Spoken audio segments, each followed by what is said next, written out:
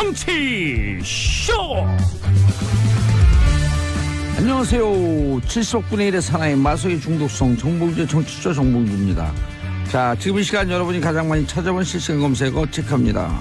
쇼트트랙 3000m 계주 금메달 땄죠. 5명의 여전사들. 자, 판커신 최민정 선수를 밀친 중국 선수죠. 실격. 그다음 세 번째, 조민기, 배우 조민기 씨도 학생들을 성추행했다는 폭로 이어지고 있습니다. 자, 첫 곡은 임재범의 이름, 금메달 딴 선수들의 이름, 그 다음에 우리의 정치쇼를 듣는 청취자 여러분들의 이름 모두가 다 소중한 이름입니다. 이름 듣고 돌아오겠습니다. 정봉주의 정치쇼 1부 들어가겠습니다. 뉴스 브리핑 미디어오늘 정상근 기자님 자리하셨습니다. 네, 안녕하십니까. 미디어오늘 정상근 기자입니다. 예. 어제 쇼트트랙 보셨죠? 네, 봤습니다. 예, 저는 안 봤어요. 아, 왜요? TV가 없어요. 아, 네, 그렇군요. 그래서 상상치도 못했던 이유네요. 그래서 인터넷으로 다시 보기로 봐요, 늘. 네, 핸드폰으로도 요새 중계를 하잖아요. 중계를 생방송. 하더라고요. 네. 예. 근데 그거 할 때 뭐 다른 일이 있었나 그래서 끝나고, 왜냐면 다 8시 몇 분에 했죠. 우리 다른 무슨 방송 비슷한 일정이 8시부터 있어갖고. 아, 그래요? 8시 좀 네. 넘어서 한 것 같아요. 네, 저녁 맞아요. 먹을 때 막 하려고 그러더라고. 네. 예. 뭐 여성, 남성 쇼트트랙 예. 각자 경기하고 그다음에 여자 계주 이렇게 했었죠. 근데 마지막까지 진짜 뭐 박빙의 차이여가지고 예. 엄청나게 이제 심장이 막 쫄깃해진다고 하나요? 하여튼 그런 느낌이 좀 들더라고요. 심지어 쫄깃해진 건 단 한 번도 경험을 못 해봤어요. 아, 그래요? 이게 쫙 쪼여오는 느낌 그런 거 있잖아요. 그러다 쓰러지면 어떻게 심장마비 이런 거로. 네, 뭐 저같이 쫙 이렇게 살 쪼여와요, 있는 진짜? 사람들은 그런 위험성이 높죠. 쫙 조여오는 걸 진짜 느껴요? 되게 긴장되고 막 그냥 그런 긴장. 순간 나 있잖아요. 심장 어떻게 이제 심장이 쪼여오지? 네, 하여튼 뭐 그런 근데 쪼여온다는 두 표현이 팀이 맞는 것 뒤에 같아요. 두 팀이 탈락했죠. 네, 그 원래 중국이 2등으로 들어왔는데 네. 중국도 실격을 했고, 중국 우리를 계속 밀더라고요, 이렇게. 네, 손으로. 그 나오는 장면을 보니까 이렇게 손으로 네, 미는 장면이 왼손으로 있었는데, 계속 밀고. 네. 휘청하고 우리가 또 그래갖고. 네, 캐나다가 실격된 이유는 아직 뭐 영상을 통해서는 전 못 봤어요. 캐나다, 중국 실격하면서 네, B조에서 순위 결정전에서 우승한 1등한 네덜란드. 네덜란드. 아, 금메달보다 동메달 딴 네덜란드 선수들이 더 좋아하더라고요. 그러니까 다른 나라 메달 따면 다 좋아요. 우리도 요즘 이제 다 좋아요. 메달 색깔과 관계없이. 네, 그 저희도 전에 다 좋아하는데. 몇 년 전만 해도 그런 기사 나왔죠. 은메달과 동메달을 따고 죄인처럼 고개 숙이고 있는 한국 선수들이 참 이상하다. 아, 그러니까요. 예. 이게 사실 뭐 세계 뭐 50몇 위라고 해도 그게 엄청난 성과잖아요. 올림픽에 나갔다는 것 자체가 어마어마한 성과인데 예. 엄청난 노력이 있었을 거고요. 자, 그건 그렇고요. 뉴스 네. 브리핑의 첫 번째 기사. 네, 그 GM의 베리 앵글 해외 사업 부분 사장이 국회를 찾아서 한국 정부에 지원을 요청했습니다. 예. 이 군산 공장 폐쇄 방침을 밝혀가지고 우리를 발칵 뒤집어놨었는데요. 이 GM 본사 임원이 어제 국회를 방문해서 홍영표 국회 환경노동위원장 그리고 여야 원내대표를 면담을 했습니다.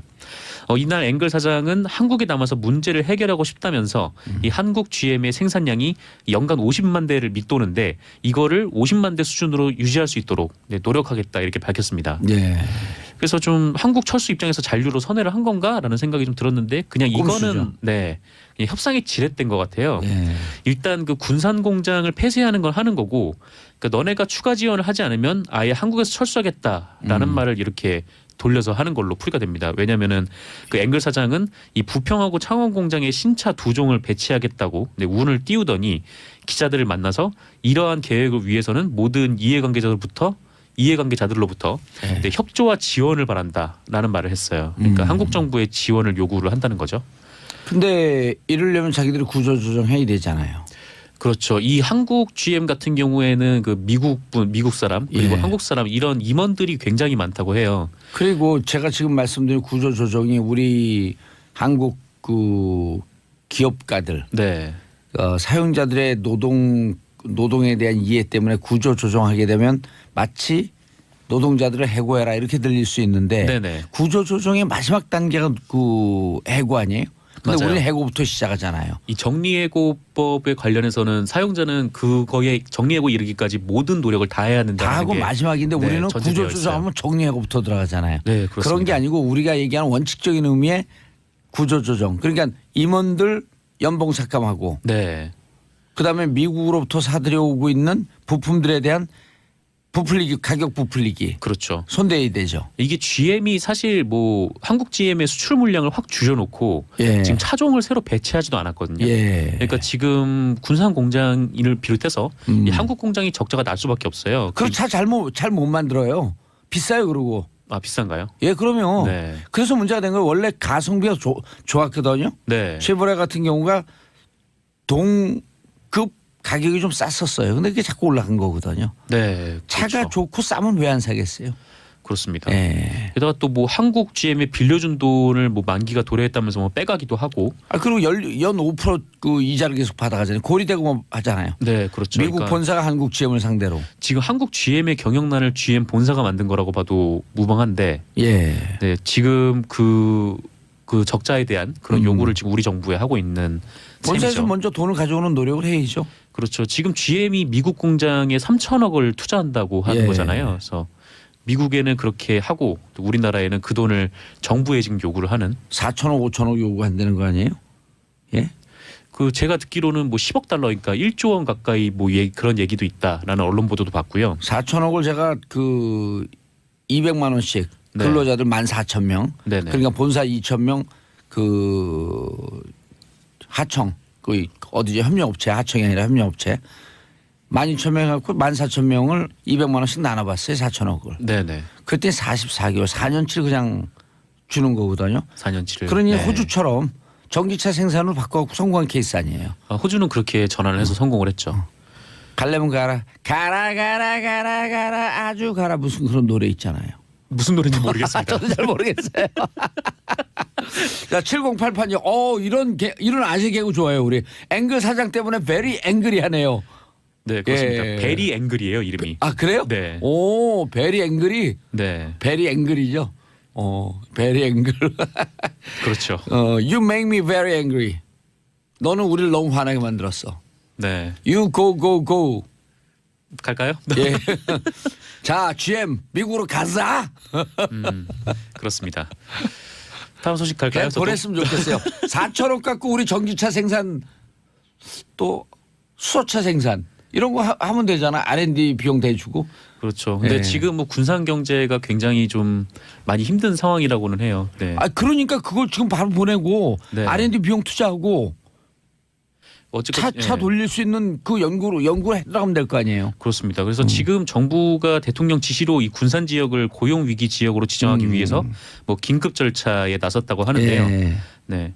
좀 어쨌건 이 GM이 호주에서도 계속 이렇게 정부 지원을 받다가 결국에는 공장을 폐쇄하고 그러면 나가버린 그런 사례가 있기 때문에 조 단위 가까이 돈을 그 지원받고 그러지 않았나요? 네, 호주에서도? 1조 몇 천억 그 정도 수준일 거예요. 그래서 1조 몇 천억이요? 네. 아이고. 그래서 좀 이런 상황까지 좀 대비를 해서 좀 정부가 대책을 마련해야 할 것 같습니다. 예. 그러니까 아주 이게 이제 돈 그 자기들이 투자한 나라에서 돈 빼먹는데 이골이 난 거예요. 네. 예. 그렇죠. 이 해외 기업들이 와가지고 그런 경우들이 굉장히 많은데 그렇죠. 이 쌍용차의 예. 문제도 좀 그런 게 있었고요. 쌍차도 한번 그 먹튀했었으니까 이제 쌍차 경험도 있고 그렇게 당하지 말아야죠. 네, 그렇습니다. 알겠습니다. 오히려 우리 뭐 현대 기아 이런 데다가 네. 차라 니들 하고 그 너희들 여기 생산 라인 만들고 전기차 생산하고 이런데 우리가 그 R&D 비용으로 대주겠다 이런 게 차라리 낫지 않아요? 미래가 보이는 거니까. 그러게요. 이 뭐 전기차 생산 방식하고 이 가솔린차 생산 방식하고 완전히 다르다고 해요. 그래서 예. 테슬라도 전기차를 만들 수 있을 정도로 조금 더 오픈된 기술이라고 하는데 아하. 그래서 좀 이런 중소기업들이 모여서 그런 완성차를 한번 만들어 보는 것도 나쁘지 않을 것 같다는 생각이 들긴 하지만 그렇죠. 그럼 비전을 네. 국가가 제시해주고 네. 그런데 함께 손을 하고 그런데 돈 투자하게 되면 누가 반대해요? 그렇습니다. 네. 일단 뭐 우리나라 기업들이 대체로 R&D에는 투자를 안 하는 것이 지금 상황이다 보니까 예. 좀 차라리 이런 지원금으로 좀 R&D 투자를 하는 것도 나쁘지 않을 것 같다는 그렇죠. 생각이 드네요. 대책을 그 어차피 돈 투자하고 한 1조 정도 빨아먹고 또 나가거든요 결국은. 네. 예. 그러니까 그런 거에 사기당하지 말고 잘 대책을 세우리라 믿습니다. 국가 경영을 잘할 수 있도록 아니 잘 대책을 세웠으면 좋겠습니다 이렇게 얘기하면 안 되고요. 네. 우리가 아이디어를 계속 줘야 돼요. 네, 그렇죠. 뭐 전기차 생산으로 가고 아니면 현대대우나 넘겨주면서 너네가 사라. 그 대신 우리가 R&D 비용 되겠다.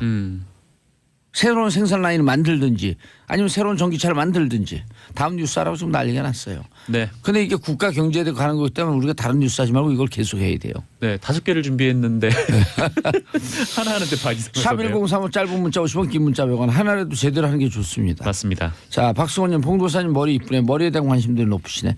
황숙현님 오늘 봉도사님 말씀하신 게 다음 스케줄 혹시 뉴스 나오시나요? 아니요. 지금까지 어제까지는 봉도사 헤어스타일 오늘서부터는 정봉주 헤어스타일. 무슨 말씀인지 아시겠죠? 모르겠습니다. 네.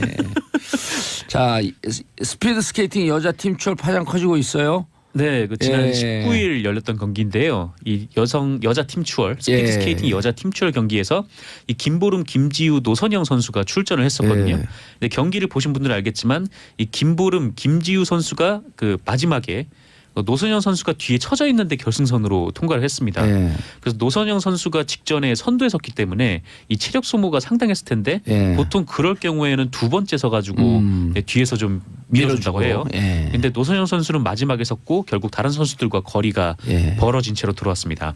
이 논란이 된 건 그 다음인데요. 이 김보름, 김지우 선수의 인터뷰 때문이었습니다. 김보름.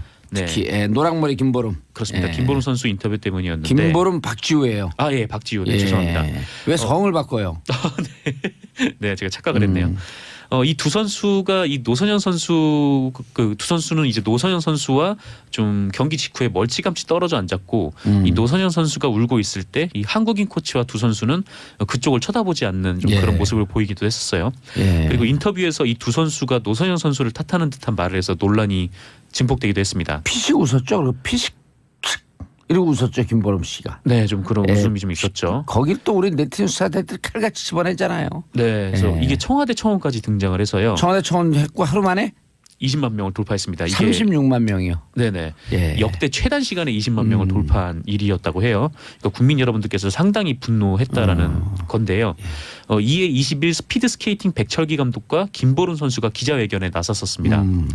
이 자리에서 백철기 감독은 이 노선영 선수가 이 마지막 바퀴 때 자기가 맨 뒤로 가겠다 이렇게 자원을 했다라고 얘기를 했어요.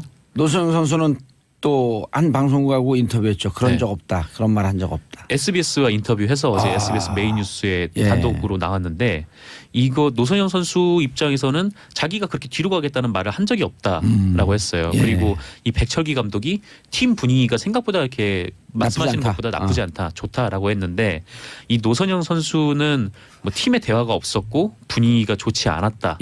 그렇게 입장을 밝혔습니다. 노선영 선수 같은 경우는 그 동생 노진규 선수인가요? 네네. 그 선수가 또 암으로 동생을 잃었잖아요. 네. 그리고 이번에 협회에서 왜 이 규정을 제대로 안 알려준지 이제 알겠네요.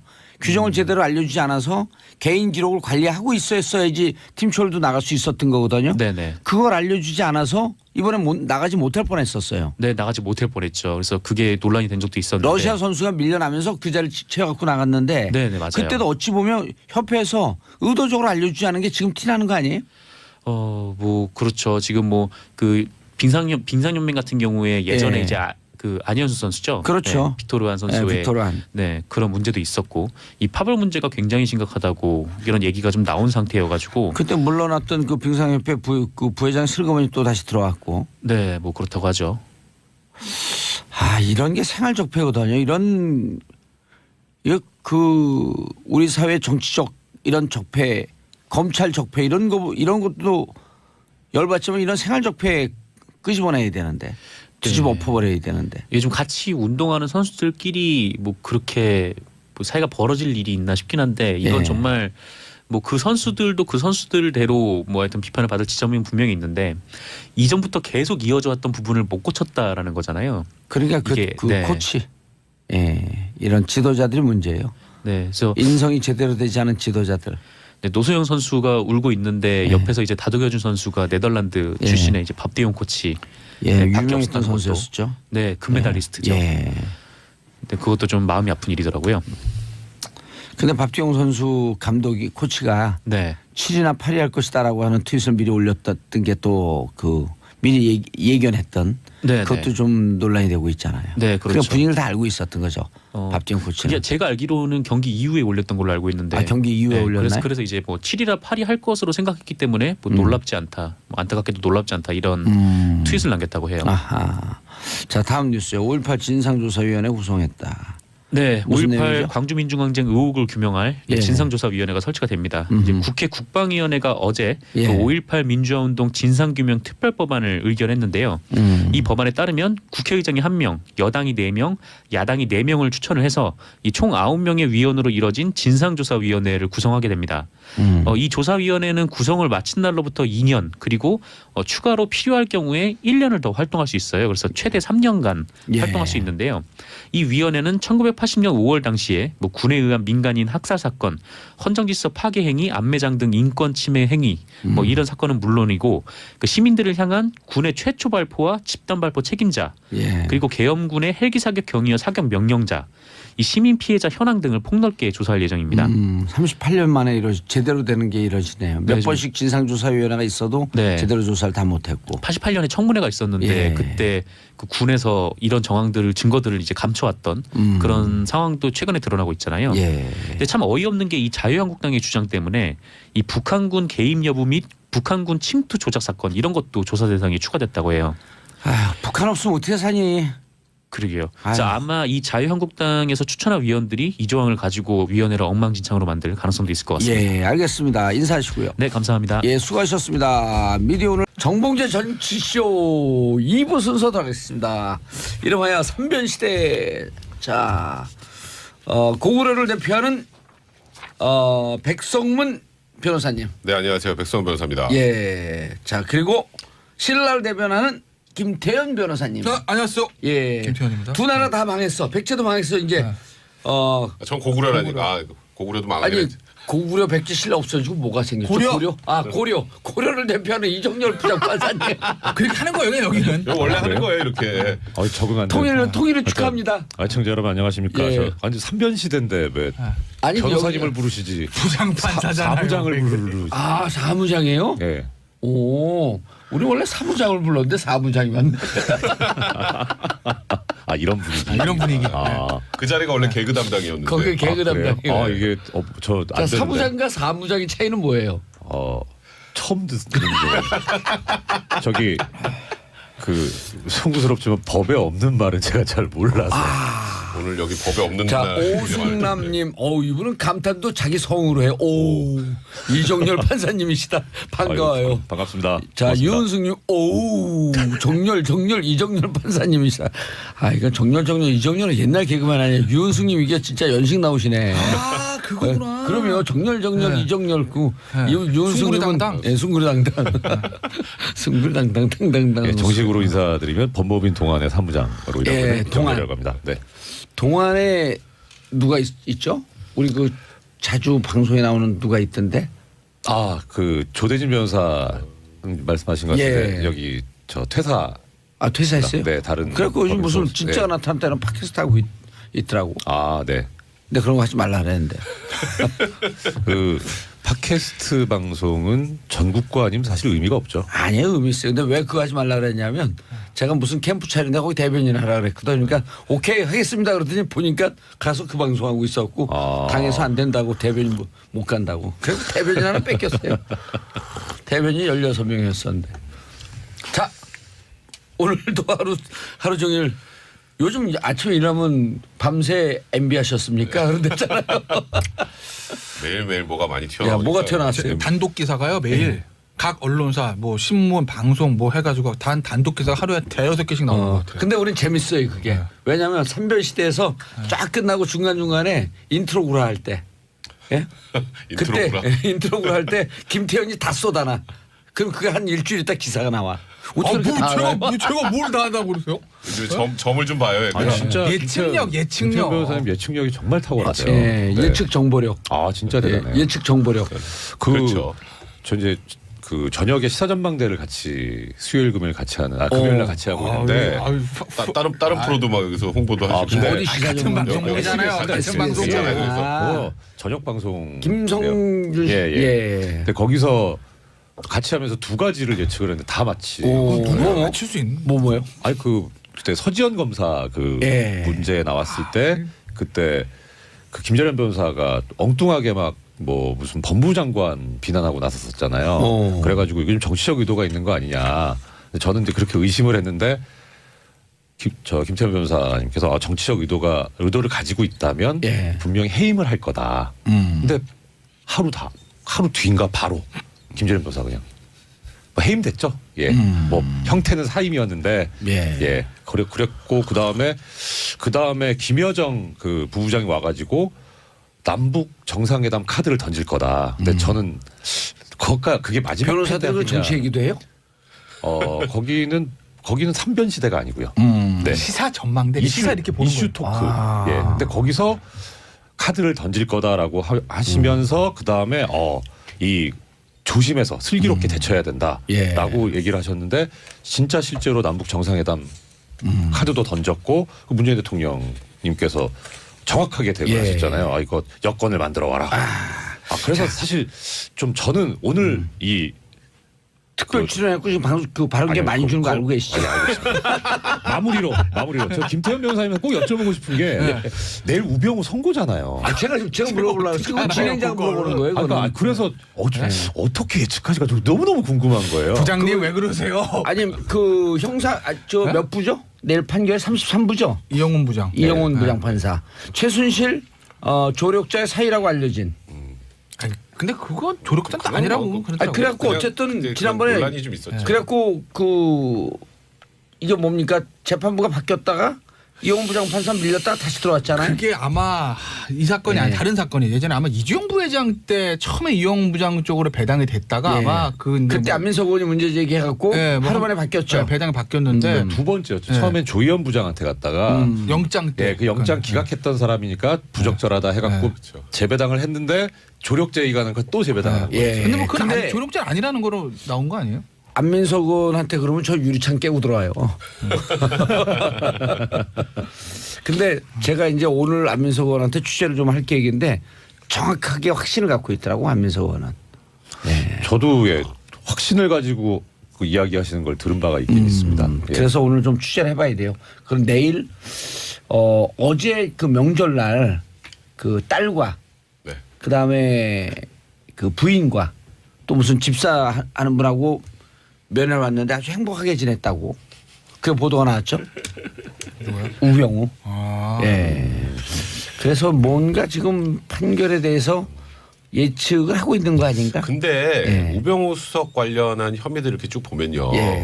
물론 우병우 수석이 그 국정농단의 한 중심에 있었던 것도 사실이고 거의 국민 밉상 비슷하게 돼버렸었잖아요. 그 레이저 쏘고 막 이래가지고. 국민 밉상. 근데 문제는 그 영장이 여러 번 기각됐다 이제 결국 구속이 되긴 했지만 이게 민정수석의 직무 범위가 어디까지인지 검찰도 특검도 특정하기 굉장히 어려웠기 때문에. 직권남용 직무유기 지금 다 들어가 있죠. 그렇죠. 그러니까 딱 그게 프레임이 그거였잖아요. 이거는 원래 정상적인데 업무 범위 내에서 했던 거야. 아니 두 번째는 나는 무능해서 몰랐어. 이 두 개 가지고 지금까지 쭉 온 거란 말이에요. 근데 그게 딱 떨어지지 않는다는 얘기가 많이 있었어요.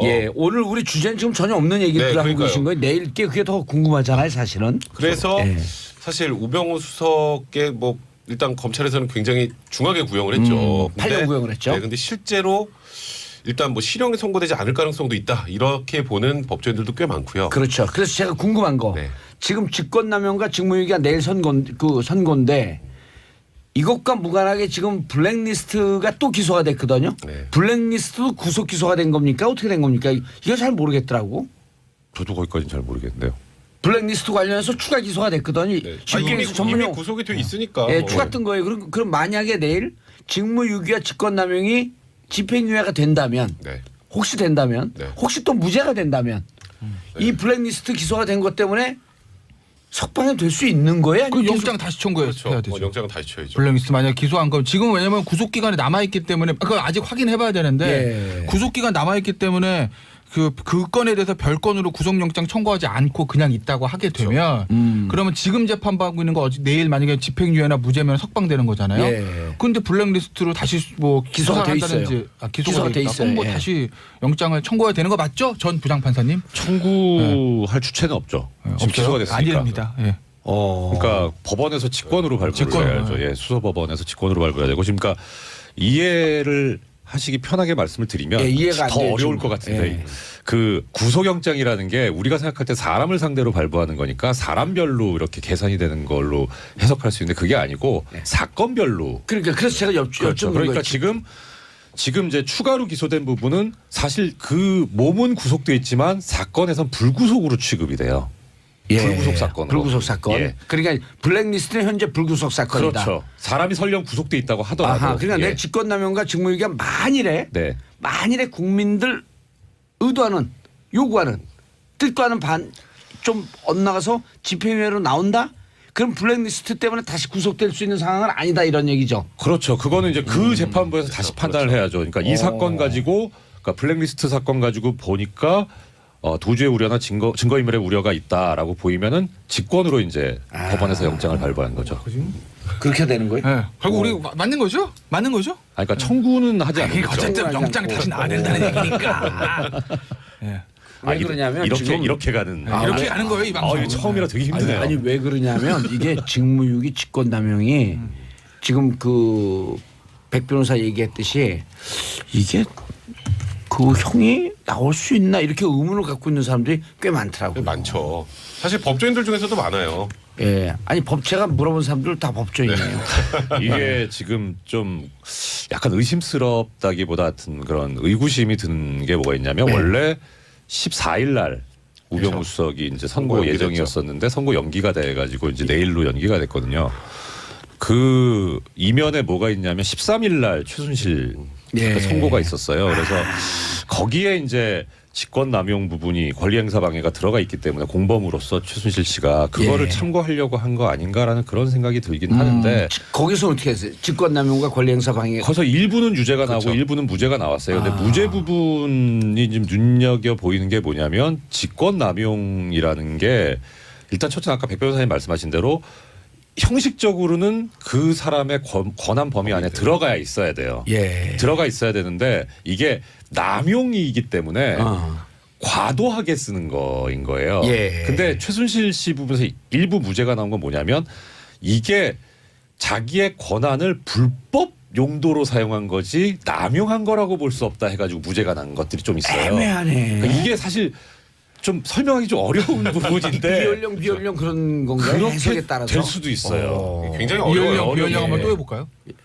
또 이연령 비연령? 예, 또 해봐요. 이거 시비 거는 걸 수도 있는데 예전에 이제 이영부 그 판사님 시비 걸 때 표정 아주 안 좋네. 시비 거는 표정일까? 웃으면서 시비 걸면 이상하잖아요. 눈을 약간 치켜주면서 약간 치켰다 약간 아니 나 눈물이 흘렸고 일부러 눈물을 막는 줄 알았어.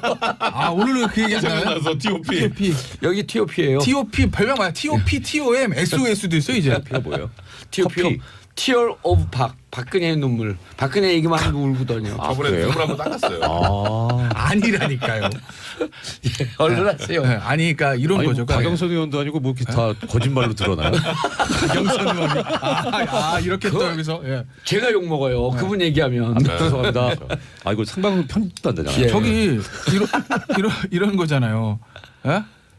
뭐지 하지 말라는데. 해 얼른. 저기 빨리. 그 권한이 사실은 작은 사람들이 그 권한을 남용하는 게 죄 아니에요 원래?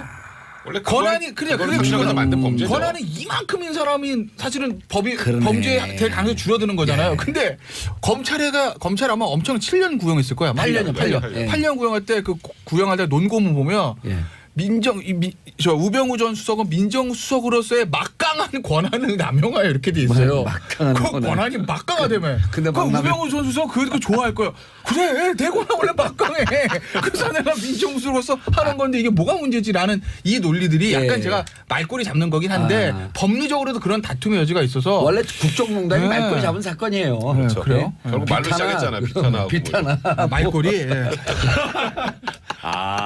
완전히 감 잡았습니다. 자, 이렇게 하는 거예요 지금. 자 백승문 변호사님. 네. 그래서 내일 우병우 예측. 저는 좀 짧은 실형 정도 선고되지 않을까. 예, 짧은 실형 3년 미만에. 집행유예보다는 짧은 정도의 실형.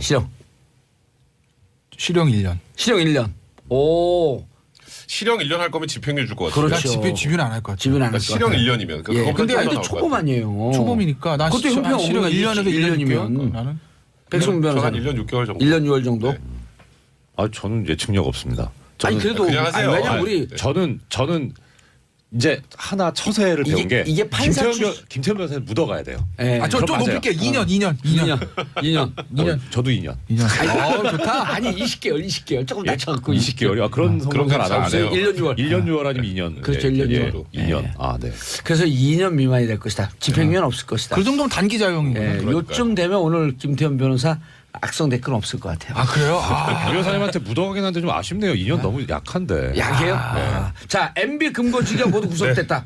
백순 변호사님. 사실 뭐 지금까지 MB 그 돈에 관련된 흐름, 수사 관련된 걸 쭉 지켜보면 예. 김백준 총무기획관이 구속되고 그다음에 이병모 청계재단 사무국장이 구속이 됐죠. 이분도 또 키맨 아니에요. 네, 거기가 원래 그 MB의 차명재산 관련해서 그 증거를 좀 없앴다는 걸로 이제 예. 나중에 구속이 됐는데 그 이후에 엄청나게 지금 거의 뭐 검찰이 엄청나게 협조를 하고 있잖아요. 그렇죠. 이병모 씨가 지금 도곡동 땅부터 지금 다 지금 지하 얘기를 하고 2층의 있습니다. 위치도 알고 있었던 분 아니에요. 네, 그러니까요. 어허. 그 사실 그 지하 2층에서 나온 것들 때문에 지금 또 전부 다 이렇게 수사에 협조하는 모양새를 예. 보여주고 있는데 이영배 이제 씨는 마지막으로 그저께죠. 예. 19일 날 이영배 이제 다스의 협력사입니다. 예. 금강 대표인데요. 금강. 네, 금강이라는 데 대표인데 대략 92억 정도의 횡령 및 배임 혐의로 이제 구속이 됐어요. 너 얼마요? 92억. 많죠. 이야. 돈 단위가 커요 여기는 예. 지금. 근데 우리 이런 거 한번 좀 줘봤으면 좋겠어. 이제 한번 만지고 다시 돌려주게. 검찰에서 생각을 하고 있는 건 예. 그거를 본인이 꿀꺽하려고 했을까? 그러니까 지금 본인이 꿀꺽했다고 구속된 거잖아요. 아주 간단하게 생각하면 횡령 배임이. 근데 이제 힌트 배임 부분이 예. 이시영 씨가 운영하는 SM이라는 회사의 자회사 다온이라는 데 저리로 돈을 빌려줘서 회사에 손해를 끼쳤다가 배임이에요. 아, 이시영 씨가 대주주로 있는 회사. 네. 그리고 아하. 비자금 조성한 것도 이분이 썼을까? 아하. 이것도 MB 쪽으로 가지 않았을까가 일단 검찰 생각인데 그걸 부으면 불면 커지네. 이제 그걸 불면 커지죠. 이제 그러다 보니까 이제 소위 이명박 전 대통령의 자금을 관리했던 흐름을 관리했던 알고 있는 사람들이 지금 전부 다 어쨌건 구속이 돼 있는 상황이고 진술을 다 바꾸고 있지 않습니까? 이제 이영배 대표까지 진술을 바꾸면 가뜩이나 퇴로가 막혀 있는 MB 입장에서는 진짜 뒤로 갈 곳도 없어지는 상황이 될 가능성이 많아지는 거죠. 김세현 변호사님. 네. 알고 있는 거 다 풀어놓으세요. 저 몰라요. 저 몰라. 이병모 씨 제대로 알아보면 그 바로 구속 기소할 거예요. 가서 알아보고 다시 들어올까요? 한 시간만 주시면 아니 근데 제가 알아볼게요. 2008년 정원 특검 사무실에 나와서 네. 다스는 MB 것 아니다. 네. 라고 이렇게 기자회견까지 했던 사람들이라면서요. 그렇다고 하죠. 오, 네. 그때는 별로 관심들도 없었는데. 그때는 관심도 없고 그때는 사실은 그러니까 어떤 사건이든 마찬가지죠. 그렇죠. 그때는 당선인이고 손 못 댈 때니까. 그때는 사실은 이 박근혜 전 대통령과 당시 박근혜 후보와 당시 경선에서 한나라당 예. 경선 이명박 후보와의 경선 과정에서 이명박 후보가 승리해서 한나라당 후보로 확정되는 순간 실질적인 대선은 끝난 겁니다. 아 이번 대선에도 문재인 당시 후보가 민주당 후보 경선 확정되는 순간 대부분의 사람들이 아 이거 뭐 문재인 후보가 대통령 당선되겠네라고 많이 봤잖아요. 예. 사실은 이번 선거도. 그때 사실 더했죠. 아, 더 있죠 그때는. 더했죠 그때는. 그래서 사실은 당시에 저 누구죠? 저 이회창 총재가 나와서 보수표를 한 15% 정도 14천 몇 프로 가져갔음에도 불구하고 500만 표 차이 난 거 아니겠어요? 그렇죠. 그러니까 압도적으로 누구든지 정말 삼척 정도도 이길 걸 알고 있었기 때문에 당시에는 뭐 제대로 수사가 되기는 우리나라 현실에서 쉽지 않았던 거고. 근데 이제 어쨌든 지금은 이게 다 많은 거를 털어놓고 있는데 아마 이런 걸 거예요. 검찰이 워낙 그 외장하드 얘기도 있지만 지하 2층 그 창고 예. 거기서 어마어마한 문건이 나오고 있기 때문에 본인들도 부인할 수가 없죠. 문건 딱 있는데 야 이거 뭐야 그런데 모르는데요? 이걸 어떻게 하겠어요? 그런데 자, 이 두 사람이 불고 있고 또 하나는 김백준 전 기획관에게 MB가 삼성이 대납한 40억 중에서 자 소송비 쓰고 남은 거 한 10억 좀 가져와라. 이게 정보보고서에는 돌기 시작했었어요. 근데 확인이 안 돼갖고 기사들은 못 쓰고 있었던 와중에 어제 오늘 이제 어제 아침 제 기억에 이게 제일 조간신문 따끈따끈한 얘기예요. 어제 조간신문 그다음에 어제 저녁 어제 종합 어제 이제 제가 알기로는 동아일보에서 아침 조간에서 단독을 먼저 한 거고. 아, 동아일보에서 했어요? 그 다음에 이제 저녁에 KBS 뭐 MBC 뭐 채널 A 다 하고 단독의 리포트가 나가고 오늘 아침에 또 중앙일보 단독 기사까지 나갔는데 종합을 해보면 돈이 한 지금 액수는 한 40억 정도 얘기하는 거잖아요. 그렇죠. 40억 소송비 대납. 근데 10억이 남았다는 거예요. 나왔다. 이거를 찾아와라. MB 전 대통령이 이거 회수해야 되겠는데 그래가지고 자기가 낸 것도 아닌데 그걸 왜 본인이 김백준 전 찾아오라고. 훌륭하신 기획관한테 분이야. 아주 쉽게 말씀드리면 찾아와. 미국 가서 갔겠습니까 김백준 기획관이? 김재수에게 연락했겠죠. 안 갔어요 미국에. 왜? 이게 지금 말이 되는 게 아니잖아요. 가서 찾아오라는 게. 예? 그래서 안 갔고 네. 그런 얘기인 거죠. 그리고 오늘 아침에 나온 그게 이제 어제까지 나온 보도들의 요지인 거고 오늘 아침에 나온 이제 중앙일보 단독 보도 요지는 뭐냐면 그 문제 때문에 저 김석한 변호사라는 예. 그 변호사가 청와대에서 들어와서 이명박 전 대통령 2번 정도 독대했다. 그러니까 이제 이 소송비 대납이 시작되기 전에 그 전에 미팅을 했다라는 게 오늘 아침에 있었던 단독 보도인 거죠. 이정열 판사님. 이정열 변호사님. 사무장. 네. 이정열 사무장님. 네네. 전 부장 판사님. 예. 아니 이거 10억 찾아오라는 거 예. 무슨 불법 행위는 아니잖아요. 그런데 그렇죠. 40억 대납했다라고 하는 것을 MB의 부탁에 의해서 대납했다라고 하는 것을 간접적으로 시인해버린 거 아니에요. 그렇죠. 그러니까 아마도 그러니까 일부 보도가 나오긴 하던데 이 40억에 관련해서 그 경제적인 부담은 삼성 측에서 부담을 하지만 최종적으로 이 이익이 누구한테 가느냐에 관해서는 다스 쪽이다라고 해서 선결제를 한 거죠. 소송 비용을 40억을 선결제를 해놓고 남게 되면은 이제 차액은 누가 가져갈 것이냐 했을 때 그 차액을 가져가는 주체가 삼성으로 다시 가는 게 아니라 다스 쪽으로 간다는 그런 약정이 있었다는 얘기가 나오고 있거든요. 그러니까 사실 웃기긴 하지만 예. 법적으로는 문제는 없어요. 왜냐하면 일단 그러니까 선결제로 40억을 뇌물을 받은 거죠. 예. 받아서 그거를 예치를 해놨는데 다 못 쓰고 남았으니 잔액은 다시 돌려받아줘. 아무리 뇌물이지만. 아니 그분은 그 감옥에 가실지 모르는데 참 네. 행복해 하시는 것 같아요. 제가요? 예. 이거 기가 찬 겁니다. 별로 안 친해요? 어우, 이게 친하고 싶은 생각은 별로 없는데 결 친하게 되더라고요. 이분이요. 예. 이분이요.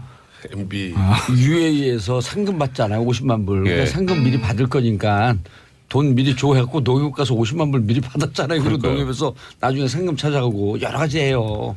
대단하신 분이에요. 예. 그러니까 140억 찾아갈 때 그것도 끝까지 가서 찾아오자. 그 140억 돌려받지 않았으면 사건이 여기까지 또 커지지 않았어요. 거기서부터 이상한 거죠. 예. MB가 다스하고 상관이 없는데 청와대까지 동원을 해서 그 돈을 찾아옵니까? 예. 그런데 예. 이상한 거는요. 광고 듣고 3부에 가면 안 될까? 알겠습니다. 예. 광고 듣고 3부 돌아옵니다. 정봉재 정치쇼 3부 순서 돌아오겠습니다. 백성문 변호사, 김태현 변호사님 그리고 이정열 전 부장판사님 자리하고 계십니다. 계속하시죠. 백성문 아까 변호사님. 무슨 얘기하고 있었죠? 저도 몰라요. 그러니까 지금 이제 구조가 예. 거의 완전히 얼개가 다 맞춰진 상황이 돼버렸잖아요. 예. 그러니까 최초에 사실 뭐 댓글 문제에 관련해 가지고 수사가 한풀 꺾였다라고 했는데 특수활동비 얘기가 나오면서 그렇죠. 이제 그게 이제 뇌물죄로 이제 구조가 짜졌고 김관진 거기도 구속적 부심으로 풀려나면서 그때 사실 이거 이제 MB 수사 힘들지 않을까 뭐 이런 예. 얘기를 저희 그때 했었잖아요.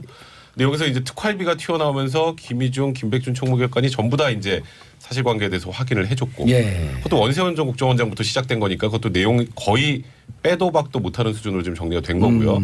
근데 이제 그거보다 이제 사람들이 궁금했던 건 다스는 누구 겁니까였잖아요. 예. 이제 그것도 정리가 다 됐어요. 그걸 처음엔 손을 못 댈 거로 그렇죠. 봤었잖아요. 그 사실 힘들 거라고 봤는데 이제 사실 이제 검찰이 다스는 이명박 전 대통령 거다라고 확정을 했다라는 걸 알 수 있는 건 지금 문제되어 있는 구두로도 그렇게 얘기하지 않았나요? 아직 발표는 안 했나요? 네, 발표는 아직 안 했는데 이게 지금 요거 있잖아요. 지금 삼성에서 소송 비용 대납해 준 거. 예. 그리고 구조를 생각해 보면 이명박 전 대통령하고 다스하고 상관이 없으면 단순 뇌물죄가 아니라 제3자 뇌물죄죠. 그러니까 그렇죠. MB가 부탁을 해서 다스에 돈이 들어갔으니까 다른 사람 제3자 거니까 뇌물죄. 예. 근데 단순 뇌물죄로 간다고 하니까 이거는 그 얘기인즉슨 다스 이코르 MB다. 근데 그걸 너무 많은 곳에서 이제 확인이 다 되는 상황이라 예. 사실 이명박 전 대통령 측에서는 계속 뭐 부인은 하고 있지만 뭔가 자신 있는 부인 같진 않아요. 예. 그냥 관계없다.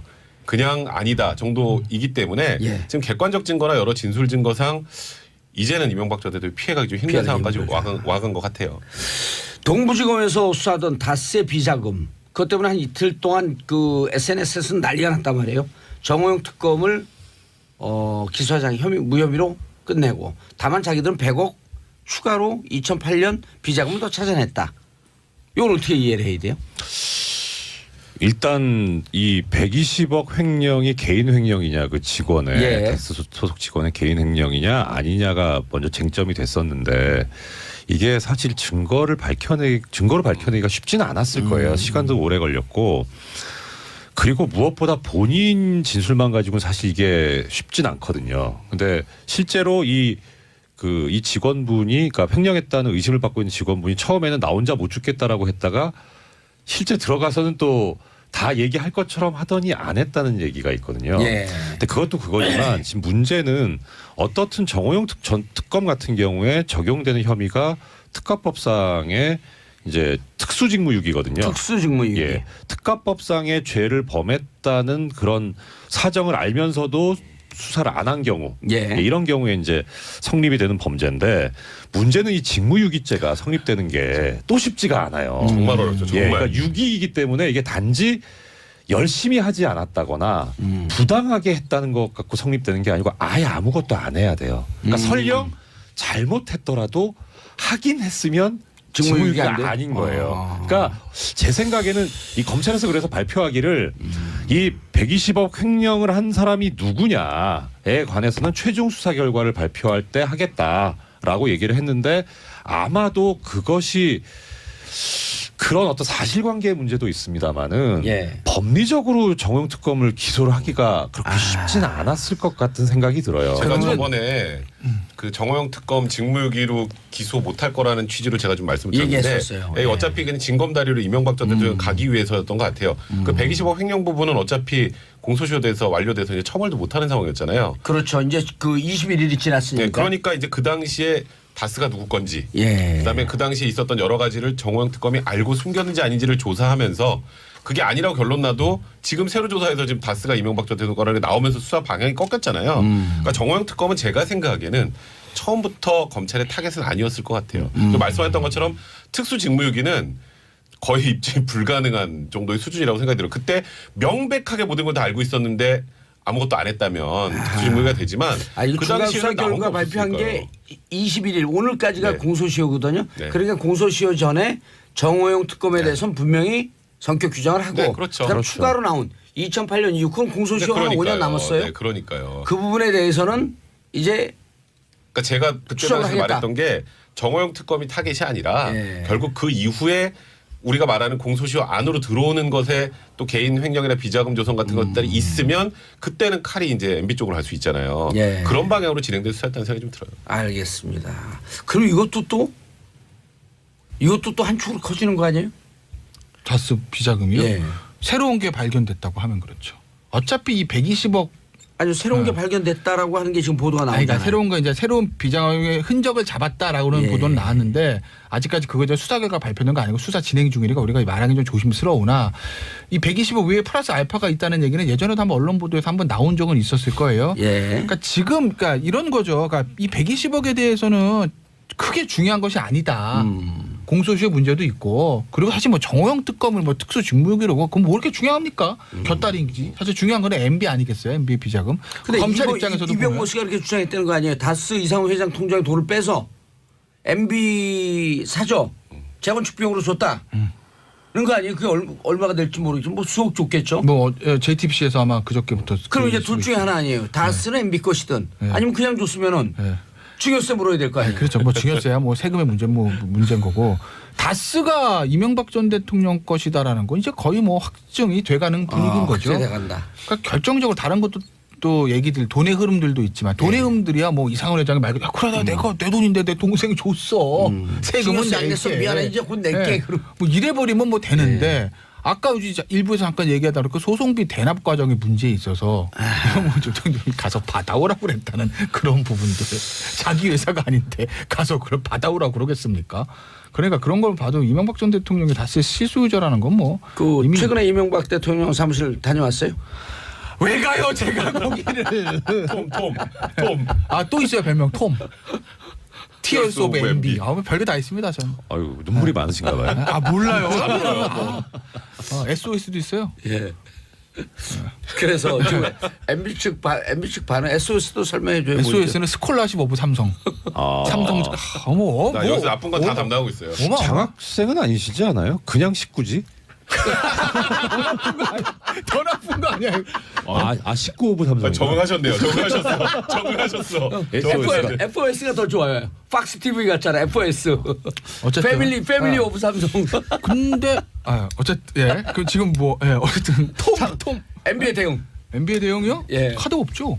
예? 카드가 무슨 카드 써요 지금 이 상황에서? 그러니까 MB가 얼마 전에 지난주 일요일인가요? 설 연휴 때 기자들한테 문자 메시지 보냈을 거예요. 일종 보도자료 형태로. 굉장히 짧습니다. 굉장히 짧아요. 아 그래요? 그러니까 별 얘기 없어. 그냥 나는 김석환 변호사한테 우리는 사기당한 거다. 김석환 변호사한테 사기당한 거다. 그쪽에서 먼저 접근해서 이렇게 한 거고. 무상을 해주겠다 그랬다. 무상으로 해주겠다 그랬다. 사기당한 거다. 다 억측이다. 뭐 이런 얘기들인데 뭐랄까요? 반박이 자체가 그러니까 논거가 있어야 되는데 논거가 없잖아요. 그러니까 예를 들면 물론 지금 언론 보도 나오는 게 다 100% 사실인지는 물론 수사 결과 발표를 봐야 되고 나중에 재판 결과를 봐야 되지만 삼성 부회장이 다 얘기했잖아요. 가서. 네. 그러니까 지금 어쨌든 언론에서 나오는 것들은 굉장히 구체적인 정황들, 구체적인 워딩들, 구체적인 흔적들이 나오는데 이명박 전 대통령 측의 대응은 굉장히 추상적이라는 거죠. 나 아닌데? 나한테 왜 그러지? 딱 이것뿐이 나는 거예요. 그러면 사실은 그 대응을 놓고 봤을 때 이명박 전 대통령이 최고의 방패가 있어서 그걸 숨겨놓는 것이 아니라 지금 내밀 수 있는 카드가 없기 때문에 그런 대략적인 추상적인 반응이 나오는 것이 아니냐라는 얘기들도 있는 거고 글쎄요 지금 이명박 전 대통령 옆에 이제 뭐 여러 수석들이 있습니다. 예. 그리고 저기 그 수석들 뭐 삼성도 매일 회의하는 것 같고 그리고 이제 지금 변호인단을 꾸리고 있다고 하는데 대부분 이제 청와대에서 근무했던 분들 아니겠습니까? 네. 그런데요. 그 근무했던 분들 얘기 넘어가기 전에 딱 중간에 끊고 네. 그 7분 성명서 발표할 때 7분 서 있던 분들 있잖아요. 네. 정도원 의원, 정태근 의원이 네.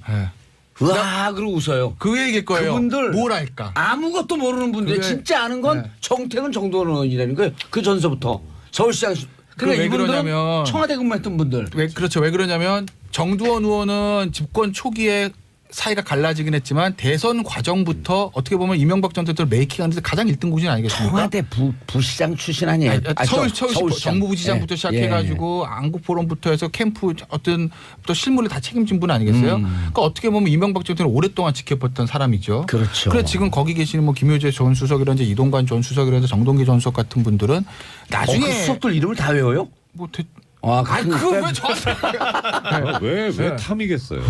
아니 그분들 뭐 김효재, 이효재 이름도 모르잖아요 우리가. 그럼요. 그러니까 탐이 될 TOM이 되려면 이 정도. 제가 사람 이름 잘 외웁니다. 굉장히 진지하게 적으시니까 더 가네요. 어쨌든 박진 변호사 하는 것보다 더 가네. 나중에 사실 일종의 정두원 의원은 가신이라고 하면 예. 그분들은 일종의 수혜자. 테크노그 같은 거죠. 나중에 들어온. 그러니까 이명박 전 대통령의 어떤 치부라든지 약점들을 속속들이 알기는 어려운 거죠. 이명박 전 대통령 말을 하지 않으면. 그런데 정두원 의원보다 더 많이 아는 사람은 누구게요? 김백준 기획관. 근데 지금 검찰에 들어가서 김백준 기획관보다 더 많이 아는 사람. 김태현 변호사. 인정합니다. 어떻게 인정합니다. 자 네. 판사님 판결을 해주세요. 그러니까 다툼이 없습니다.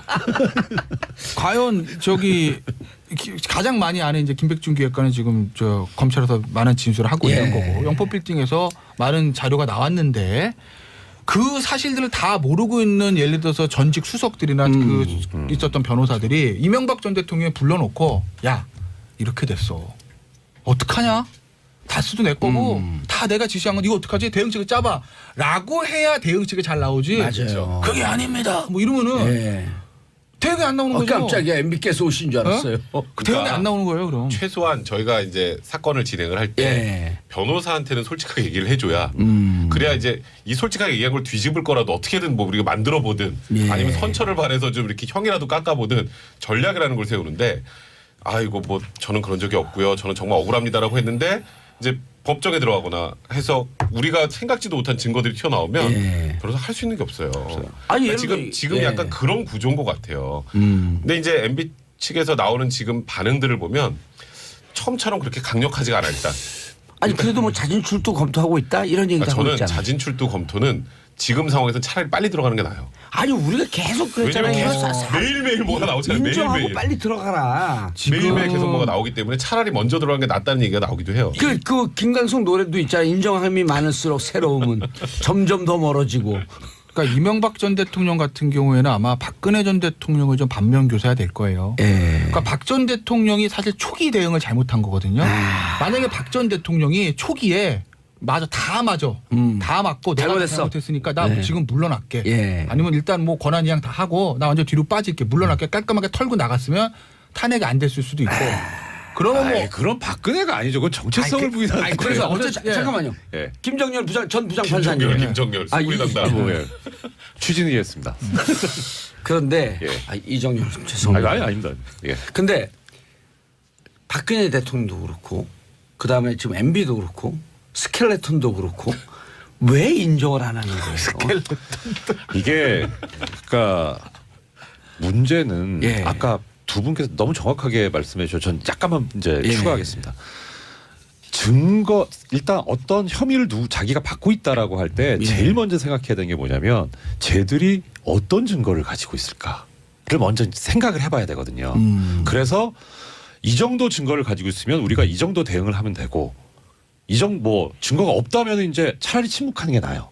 또 근데 지금 보면 아까 말씀하신 대로 가신 그룹들은 다 알고 있고 어떻게 흘러간지 알고 있기 때문에 증거가 뭐 있는지도 알 겁니다. 그런데 이 아까 말씀하셨던 이제 나중에 들어간 테크노크라트들은 모르니까 하나도 모르죠. 모르니까 MB가 이거 아니라고 하면 증거가 뭐가 있는지 자체를 모르기 때문에 그럼 맞겠지 그럼 저렇게 얘기하시는데 그렇게 지금 대응을 하는 거니까 그냥 단순 부인밖에 할 게 없는 거예요. 그렇기 때문에 이걸 지금 끌어가는 그러니까 결국은 설명을 하자니 아까 김태 변호사님께서 말씀하셨던 것처럼 부인을 하더라도 왜 이런 거냐면 이러한 것들 사정이 있었던 걸 봐라. 뭐 그러니까 이렇게 우리는 그런 일이 없다는 거를 얘기할 수 있는 거다 이런 얘기가 돼야 되는데 근거를 못 대고 있거든요.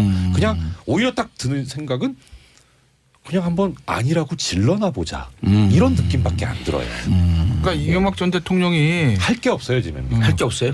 이 정도 아니 세 분들이 변호사니까 나온 증거를 보면 증거의 무게나 이런 그 정도를 느낄 거 아니에요. 이쯤 나왔으면 다 나온 거 아니에요? 박근혜 전 대통령 때보다 더한 것 같아요.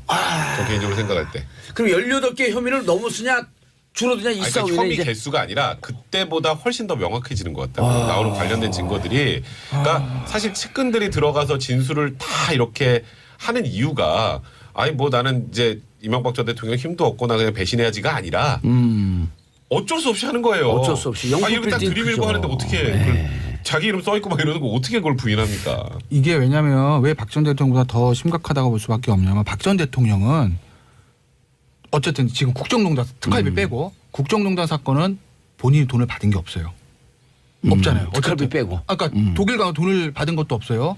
그리고 특활비도 물론 이제 재판 봐야 되지만 뭐 무슨 뭐 그렇죠. 특활비도 뭐 개인적으로 유용한 게 있지만 어쩌면 독일 뇌물로 돈 받은 게 없거든요. 근데 이명박 전 대통령은 특활비는 똑같잖아요 지금. 그죠? 물론 이명박 전 대통령 입장에서 특활비는 어디 썼는지 아직 용처가 정확히 나온 건 아니니까 관례대로 썼어라 할 수 있을지 모르겠으나 어쨌든. 근데 다스 이 개인 비리가 붙어 있습니다. 돈이 굉장히 많이 엮여 있어요. 거기다가 삼성 이 소송 비용 대납 이거는 개인 비리 플러스 권력까지 이용한 구조 아니겠습니까? 뇌물. 그렇죠. 그러니까 본인이 직접적인 이득을 얻은 거랑 마찬가지이기 때문에 박 전 대통령보다 어떤 의미에서는 죄질이 더 나쁘다고 볼 수도 있는 거죠. 그러니까 이명박 전 대통령 입장에서 보면 하루라도 빨리 최소한 측근들한테나 모든 걸 털어놓고 대응책을 세워야 이게 나중에라도 측근들한테 안 좋은 소리 안 듣지. 이거 잘못되면요. 보세요.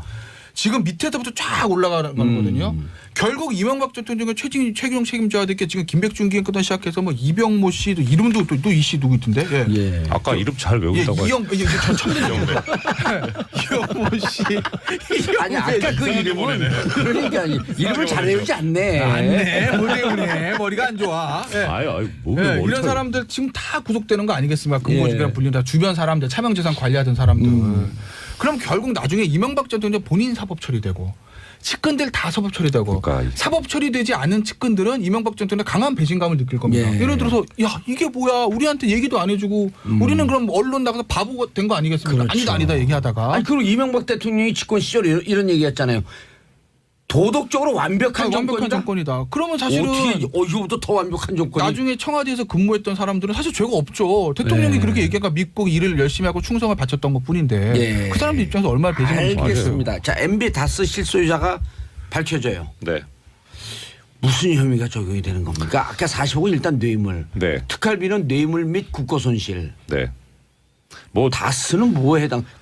직권남용이 되겠죠. 이건 일단 그것 자체로 다스 실소유자가 누구냐 하는 것이 뭐 어떤 그 범죄 혐의가 되는 건 아니고요. 예. 일단 이제 말씀하신 대로 특활비 상납과 그 관련해서는 뇌물죄. 국고손실도 예, 되죠. 예, 국고손실 있고 예. 그다음 횡령도 있고요. 횡령. 예, 그다음에 중요한 건 그거죠. 다스하고 BBK하고 또 연결이 되기 때문에 BBK는 내 이니셜이었는데. 주가 조작이 있잖아요. 여기가 또 큽니다. 이게 근데 공소시효 끝났잖아요. 그러니까 최고 무기까지 가능하기 때문에 공소시효 끝났잖아요. 그건 따져봐야 될 것 같아요. 이게 지금 그 이후에 어떻게 된 건지 또 그 아직 지금 수사가 안 끝났기 때문에 BBK 주가 조작도 김경준 예. 단독 범행이 아니다. 이게 공범이나 혹은 주범이다라고 하는 게 인정이 되게 되면 공소시효가 안 끝날 수도 있다. 그러니까 그건 따져봐야 돼요. 예. 그게 어디까지 지금 진행이 돼 온 건지 봐야 되니까 만약에 거기서 주가 조작 행위가 일회성이고 그냥 끝나버렸다면은 그러면은 의원님 말씀대로 공소시효가 끝났을 수도 있는데 예. 사실 한 번 하고 말았을 것 같진 않거든요. 그러니까 따져봐야 돼요. 뭐 여러 가지 있습니다. 지금 예를 들어서 그럼. 지금 시사인의 주진우 기자가 이제 계속 얘기했던 부분들인데 뭐 그 자본시장과 금융투자업에 관한 법률 이제 위반이 된 겁니다. 시세 조정 뭐 이런 것도 있고 하기 때문에 예. 뭐 그건 형은 그렇게 세지 않은데 이 문제는 이제 거기에 이득에게 예. 벌금이 되겠어요. 이게 저희 징역형보다 이득에게 뭐 몇십 배까지 지금 가능하거든요. 벌금이 결국 오 의원님께서 항상 말씀하셨지만 이쪽 분들이 제일 두려워하는 게 돈 뺏기는 거잖아요. 그렇죠. 예, 그게 아주 유효적절할 수 있습니다. 클 수 있다. 네, 다 털리겠네 이번에. 다 털어야죠. 사실 이게 도곡동 땅부터 시작해서 쭉 연결되는 거잖아요. 예. 근데 도곡동 땅도 원래 이상은 씨와 김재정 씨가 소유하는 걸로 형식상으로 돼 아니 세 있었죠. 분 사무실에 재심 청구를 어디다 맡길까 지금. 근데 그 당시에 과거에 특검할 때 도곡동 땅 관련해서도 이상은 씨 건 아닌 것 같다. 근데 누구 건지 모르겠다 이렇게 결론났죠. 제3자의 것인데 제3자가 누굴까요? 뭐 이러면서 결론났죠. 정호영 특검은 근데 이상 거 맞다 또 근데 이랬고요. 그게 참 재밌는 게 도곡동 땅을 팔아서 그 돈이 들어와서 다스가 이상은 씨 거라고 지금 돼 있는 거랑 마찬가지인데 그게 이상은 씨가 아닌데 그럼 이게 대표가 이상은 씨가 아닌 거죠. 근데 이제 도곡동 땅도 MB 거라는 것도 확인이 됐고 그럼 그 돈이 일로 들어왔으니까 당연히 그것 역시 다스 역시 MB 거라고 지금 보고 있는 거고 또 그 당시에 다스가 별로 썩 좋지 않았는데 190억인가요? 그게 또 BBK로 들어간 걸 보면 또 저기랑도 관련이 있는 거고 이제 그런 게 쭉 연결이 되다 보면 지금 조금 전에 말씀하셨던 것처럼 이게 어디까지 갈지 모르겠어요. 그래서 이제 저는 이제 BBK 문제는 그 당시에 이제 김경준 씨 때문에 이제 수사와 재판이 다 끝나지 않았습니까? 예. 완결이 된 거예요. 사실관계 나왔어요. 거기에 이명박 전 대통령이 실질적으로 BBK 오너로서 같이 공범이냐 아니냐만 남은 거기 때문에 예. 저는 이미 완결된 사건의 공소시효가 끝났다고 봐요. 근데 다만 주가 조작은. 네, 근데 지금 수사는 안 될 거라고 보는데 어떤 문제가 있냐면 당시에 그럼 이명박 전 대통령이 지금처럼 확실한 다스 문제를 왜 그렇게 부인했을까? 그 당시에 예. 만약에 그래 다스 내 거야 도곡동도 내 거야 라고 하면 야 저 사람 진짜 숨겨둔 재산 많네 라고 얘기했겠지만 예. 그 당시에 대선 분위기 봤을 때 지금 근소한 차대가 500만 표 차의 압도적인 승리라는 그 상황에서 다스랑 도곡동 땅에 본인 거라 해가지고 몇 표 날라갔겠습니까? 그래도 선거는 이겼을 거예요. 예. 그럼에도 불구하고 이명박 대통령 당시에 다스에 대해서 그렇게 민감했던 문제는 결국 뭐냐면 BBK 때문이거든요. 도곡동 땅은 내 거고 다스도 내 거인 순간 BBK도 내가 주가 조작의 주범이 된다. 그런데 네. 주가 조작의 주범이 되면 그건 재산이 내가 숨겨둔 재산이 1,000억이나 2,000억 있는 거랑은 차원이 다른 문제 아니겠습니까? 수많은 피해자를 양산하고 그렇죠. 경제범죄인이 되는 거기 때문에 그건 당시에 형사처벌도 형사처벌이지만 대선에 나올 수가 없는 거죠. 결국 이제 BBK 문제를 막기 위해서 다스와 다 부인을 똥땅 얘기를 끝까지 부인하고 들어간 그럼 거죠. 우리가 BBK 그때 당시 잘 지적한 거네요. 탁월하셨던 거죠. 예. 할 게 그거밖에 없어갖고. 예, 아까 이제 형량 잠깐 말씀하셔서 말씀드리면 지금 이제 법적으로 제일 형이 센 거는 뇌물죄수예요. 근데 이제 양형위원회 양형 기준을 잠깐 말씀드리면 5억 원 이상인 경우에 이제 최고로 보고 있는데. 그러니까 5억 이상 받는 경우가 그렇게 더 흔치는 않은 거예요. 그렇죠. 누가 5억을 받습니까? 소송비 대납만 해도 40억이니까. 일단 그 경우에 이제 또 뭐 기본적으로 9년에서 12년 정도 권고를 하고 있고 그리고 거기에 이제 가중 요소가 있는 경우 이제 돈 뇌물을 받고 나쁜 짓까지 해준 경우 그런 경우라든가 뭐 적극적으로 요구한 경우 이 경우 형을 가중하게 돼 있는데 이때는 이제 11년 이상을 기본적으로 선고를 하게 돼 있고 그리고 무기징역까지 하는 게 좋다라고 양형위원회에서 하고 있습니다. 사면복권 해준 건 나쁜 짓이라고 봐야 되나요? 좀 자기 권한을 남용한 거죠. 그러니까. 근데 특활비 액수가 늘어난대잖아요. 네, 이건 또 어떻게 되는 거예요? 지금 뭐 또 2억 정도가 또 2억 추가됐다고 나왔다고 하잖아요. 하는데요. 검찰이.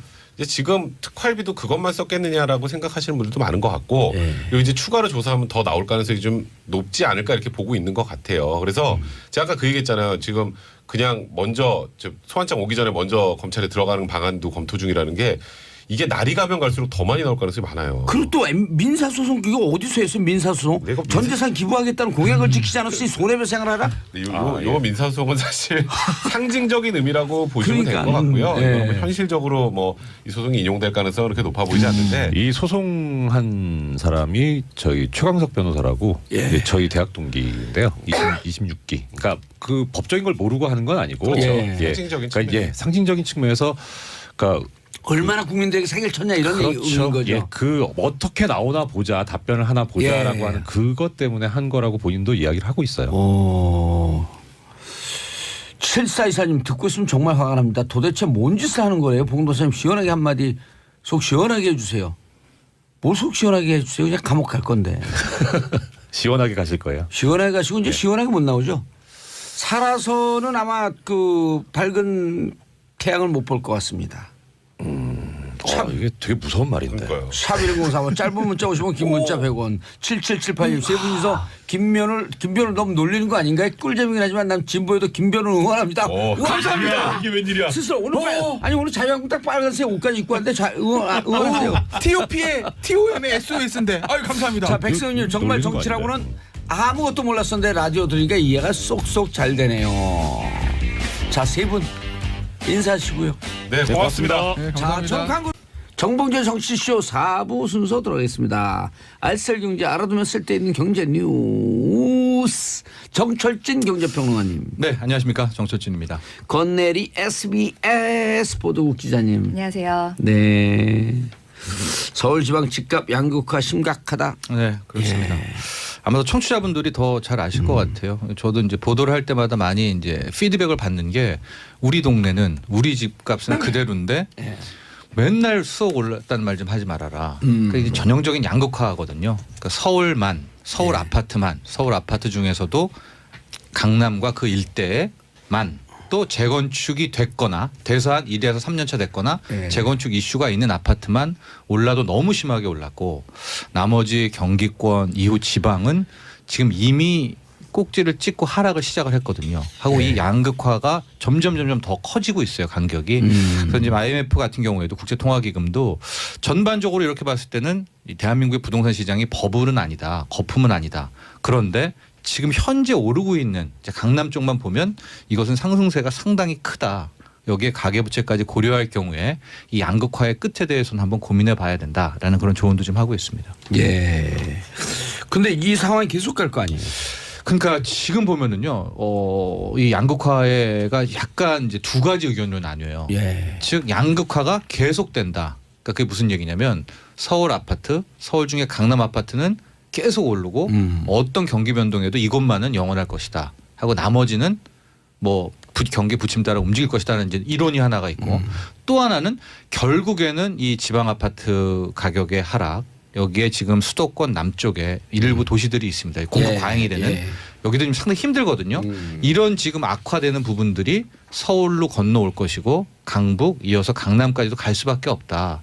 그래서 양극화의 끝은 결국 전체 대한민국 부동산의 이제 가격 하락의 시작일 것이다. 이제 두 개로 지금 나뉘고 있습니다. 예. 정철진 평론가님 얘기를 하시죠. 저는 후자 쪽이에요. 저도 후자 쪽. 이게 왜냐하면 뉴욕 맨하탄이라면은 실은 이야기가 다르거든요. 그게 무슨 얘기냐면 뉴욕 맨하탄이라든가 뭐 런던에 있는 최시라든가 이런 지역은 그 영국에 있는 자본, 미국에 있는 자본 말고도 글로벌 자본이 들어와요. 예. 그러니까 어떤 경기 불황에도 전 세계로는 돈 버는 사람들이 있을 거 아닙니까? 그 사람들은 뉴욕 맨하탄 센트럴파크 앞에 있는 콘도를 살려고 들어오니까 끊임없이 들어옵니다. 하고 뭐 영국도 러시아 부자들, 중국 부자들이 끊임없이 사기 때문에 실은 여기는 버티는데 우리의 강남도 실은 괜찮거든요. 탄탄합니다. 탄탄하지만 아직 그 글로벌 해외 자금 수요는 들어오는 유입되는 부분은 아닙니다. 그래서 만에 하나 이제 지방부터 시작해서 경기권의 전반적인 부동산 하락 또 경기 침체가 온다면 지금 뭐 강남 불패 얘기는 하지만 저는 영향을 받을 수 없다. 이게 대한민국 부동산의 현실이라는 후자 쪽인데 부동산 전문가들 한 10명 모아놓고 양극화의 끝은 어떻게 될까요? 물어보면 한 8분 정도는 강남은 그래도 괜찮을 것이다 쪽으로 다수설은 그럼 지금 정철진 저 소수설이죠. 소수. 네, 소수설에 지금 포함이 되고 있다. 해운대값 떨어지고 지금 전세값. 그렇죠. 그러니까 제가 또 많이 그거에 대해서 좀 걱정을 하고 있는 게 부산은 여기 해운대 아닙니까? 예. 그럼 만약에 서울의 강남이 버틴다면 이런 어떤 하나의 핫한 지역들은 버틴다면 부산 해운대도 버텨줘야 되는데 지금 해운대 같은 경우에도 가격 하락에 대한 이런 보도들이 나오고 있습니다. 제가 이제 특정 지역이라서 또 거기 사시는 분들 계실 때 말은 못하지만 좀 그 가격 하락들이 많이 보이거든요. 그렇다면은 이런 흐름들이 결국에는 서울로 건너올 수밖에 없다. 그러니까 해운대는 그 옆에 그 달맞이길 있잖아요. 네. 공급과잉이죠. 공급과잉 정도가 아니라 완전 젠트리피케이션이 생겼고 이제 관광객이 하나도 없이 텅텅 비었어요. 그렇죠. 네. 비싸니까 원래 있던 사람도 다 내쫓겨가고 그러니까 프랜차이즈만 들어오고 프랜차이즈 보러 거기 합니까? 그렇죠. 그건 아니죠. 네. 완전 죽었어요. 완전. 그러니까 거기 죽으니까 해운대도 경기도 빠지고. 경기가 지금 실은 크거든요. 경기 침체 하락에 심각하고 이제 여기에 금리 인상 조짐. 예. 실제로 담보대출 금리 같은 경우에 이제 5%대 고정금리 섞게 되면 이제 5% 넘는. 그러니까 1금융권 은행에서도 지금 이런 상황이거든요. 그렇기 때문에 인플레이션까지. 예, 인플레 금리 상승까지. 조금 약간 저는 걱정이 많이 되는 편이긴 한데 그래도 부동산 전문가 분들은 강남 불패를 얘기하고 있다. 가 다수설이다. 그러니까 재건축 안전진단 깐깐해진 재건축 안전진단. 근데 이게 이것도 저는 잘 이해가 안 되는 게 부동산 투기의 붐이 재건축서부터 시작된 거 맞는데 맞죠. 네. 맞는데 네. 강남 재건축은 잡고 특히 이제 비강남권은 이 규제 묶였고 하질 못하고 있단 말이에요. 네. 그러니까 강남과 비강남의 생활 수준 격차는 점점 벌어지고 강북에 있는 사람들은 야, 이 돈 갖고 있는 조금 깨끗한 경기도로 가자. 강북의 빈집들이 지금 속출한다는 거 아니에요? 네. 굉장히 좀 어떤 서울시 전체를 조망하는 그런 문서인데요. 예? 그래요? 이거 굉장히 서울시 차원의 어떤 접근적인 방법이 그래요? 나오고 있는데 지금 적합한 지적이신 게 엉겹결에 그냥 서울시. 근데 이 재건축 안전진단을 일단 설명을 해드리면은 어제 저도 깜짝 놀란 게요. 저 얼굴 빨개졌어요. 네, 왜냐하면 재건축의 지금 이슈는 연안입니다. 연안이죠. 네, 30년으로 할까 40년으로 할까. 그래서 지금 1988년 이전의 아파트에 지금 살고 계시는 분들은 이제 우린 됐다라고 할 게 있는데 그때 이제 김현미 장관이 40년 얘기했다가 그게 이슈가 됐는데 그거 싸움 아니었어요. 예, 30년에 40년이야. 근데 안전진단이라 새로운 카드를 탁 꺼내든 건데 재건축 사업을 이렇게 보시면 이제 가장 먼저 할 게 이제 안전진단을 또 조합 결산을 그렇죠. 받아야 되는데요. 안전진단은 솔직히 그냥 흘러가는 과정이에요. 그래갖고 아파트 조합 결성 처음 붙는 플래카드가 조합 결성, 그 안전진단 통과 이렇게 쭉쭉 붙잖아요 플래카드가. 그렇죠. 이제 안전진단 항목을 좀 보시면요, 우리가 말한 진짜 안전 이게 구조 안정성 항목이거든요. 이거의 가중치가 기존에는 한 뭐 20%, 30%대였었고 거의 안전진단을 통과할 수 있는 게 시설 노후화, 또 더 이 카드가 주거 환경, 즉 이 주차장이 부족합니다. 택도 없이 부족합니다. 층간 소음이 너무 심합니다. 이런 것도 하게 되면 연한만 채우면 거의 안전진단은 프리패스로 가게 됐는데 어제 나온 국토부는 이 안전진단을 안전진단답게 하겠다. 그래서 구조 안전성의 가중치를 50%. 그러니까 진짜 튼튼한 그러니까 튼튼하지 않은 그러니까 완전히 막 휘청될 정도여야만 안전진단에 대해서 이 아파트는 이제 재건축을 해도 되겠구나라는 걸 해준다라고 하니까 그 굉장히 지금 이렇게 이 뭐라고 해야 될까 이게 쿠션을 돌려가지고 지금 치고 들어온 건데요. 근데 문제는 제가 아까 전에 왜 우리 봉도사가 이 전체 조망을 하냐면 그럼 누가 걸리냐가 핵심 아닙니까? 여기에 대한 핵심. 그럼 보니까 여기 양천구 목동에 한 2만 가구 넘게 있고요. 그렇죠. 또 상계동에 노원구 상계동 상계주공. 한 10만 가구가 이제 여기에 걸려들게 되는데 안전진단 이 강화에 거기가 다 강북이라든가 노원구 쪽은 제가 굳이 전 노원구에 안 삽니다만은 이제 그분들을 대변하자면은 노원구에 8만 세대쯤 되나요? 아닙니다. 노원구가 있고 뭐 송파구에도 있고 하는데 거의 양천구 목동과 노원 상계주공 여기가 이제 가장 비중이 크고 실은 재건축을 통해서 어느 정도 가격 상승이라든가 좀 기대해 볼 수 있는 지역들이 이쪽 지역이었는데 지금 상계동 같은 경우에는 지난 8.2 대책 때 작년에 한 방 맞고 지금 거기 다 묶여 있고 이번에 지금 이 재건축 안전진단 이슈까지 하게 되니까 실질적으로 잘 보십시오. 이미 강남은 재건축 이미 통과됐거나 재건축 돼가지고 지금 입주 1에서 3년 차 같은 경우에 30평형에 24억, 25억 하는 아파트들은 승승장구하고 오히려 그쪽은 더 혜택을 엄청 받는 거잖아요.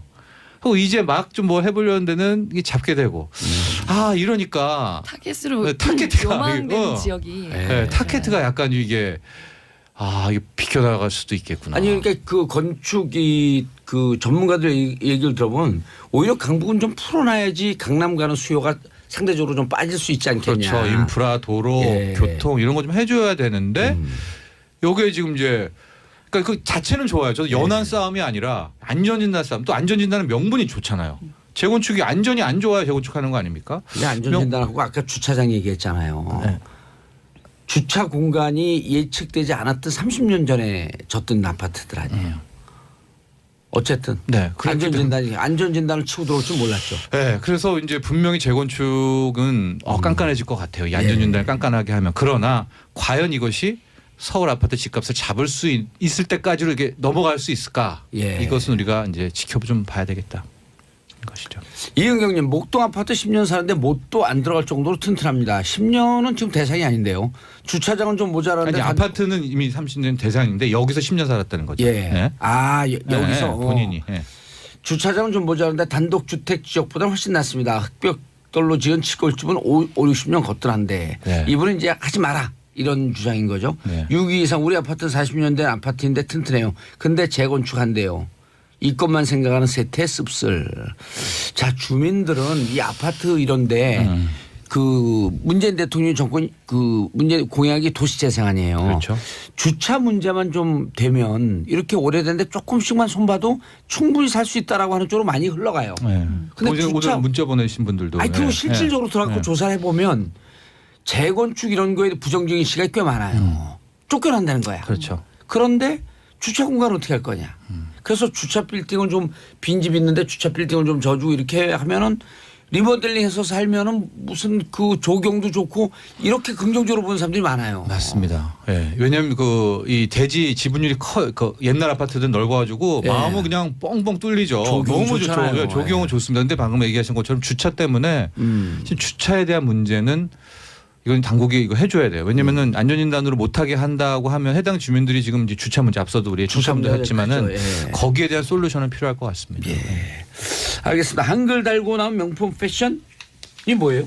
네. 제가 오늘은 저희 라디오긴 하지만 약간 지금 보이는 라디오로 보고 계신 분들이 조금 더 재밌게 보실 수 있는 소식을 좀 가져와 봤는데요. 주세요. 저 패션에 관심이 많아요. 그러니까 맞아요. 패션에 관심 많으시죠.